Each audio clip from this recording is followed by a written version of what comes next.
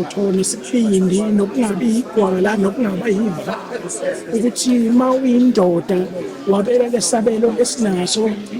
sokuthi ngaphansi udonse iy'nkabi embili ezidonsa ugodo vele usebunzimeni kuncane kuyokuhlekisa nokuyokujabulisa.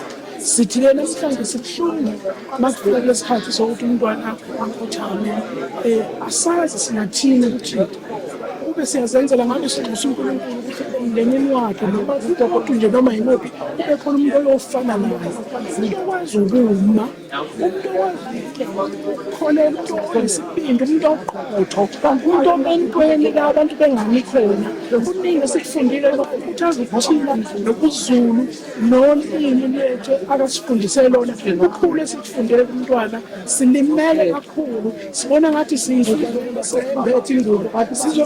isigqokile sizwa ngathi inqodo yokudoda siyifakile sithi sengathi uNkulunkulu angaqamba amafu kube khona inceba kayikhombe emhlabeni engafana noNkulunkulu ngoba ngale kwalokho. Apart from, I know you guys have composed a song for Lesbos Africans, it's kind of carrying out his legacy, but what else would we do as an aspiring artist to ensure that his thread on his legacy lives on throughout the simulation?